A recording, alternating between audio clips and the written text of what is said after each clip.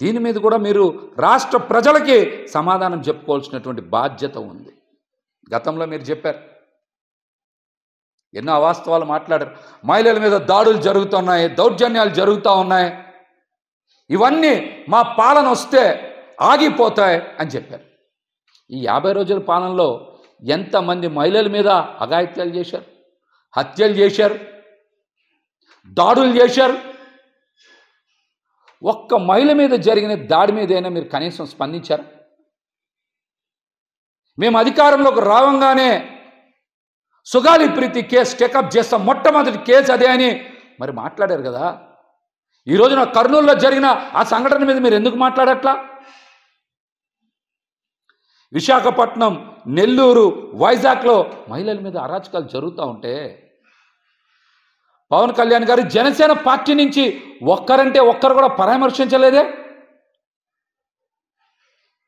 అధికారంలోకి రాకముందు ఒకలాగా, అధికారంలోకి వచ్చాక ఒకలాగా ఉన్న విషయం మీ ప్రవర్తన ప్రజలకు అర్థమైపోయింది, ప్రజలకి అర్థమైపోయింది. ఖచ్చితంగా మీ పనితీరే కొలమానం అన్న వాస్తవాన్ని మీరు గ్రహించాలి. మీరు గతంలో మాట్లాడిన ప్రతి మాటకి బాధ్యత వహించాలి. లేకపోతే ప్రజలు తిరస్కరిస్తారన్న విషయాన్ని మీరు తెలుసుకుంటారు.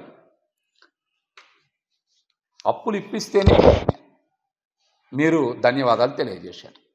మరి అధికారంలో తెచ్చినటువంటి ప్రజల పథకాల కోసం మీరు నిధులు ఎందుకు సేకరించరు? హామీలు ఇచ్చారు కదా, అమలు చేసే బాధ్యత మీకు లేదా? దీని మీద కూడా మీరు ప్రజలకు సమాధానం చెప్పుకోవాలి. జగన్మోహన్ రెడ్డి గారు జననేత, జనం కోసం నిత్యం పరితపించేటువంటి వ్యక్తి. ప్రజల జీవితాల్లో మార్పు వస్తేనే అభివృద్ధి సాధ్యం. అభివృద్ధి అందరికీ ఉండాలి, కొందరికి మాత్రమే కాదన్న వాస్తవాన్ని ఆయన గ్రహించబట్టే పేద సామాన్య వర్గాల జీవితాల్లో అభివృద్ధి సాధిస్తేనే రాష్ట్రం అభివృద్ధి చెందుతుందని ఆయన పరితపించారు. ఆ దిశగానే అడుగులు వేశారు.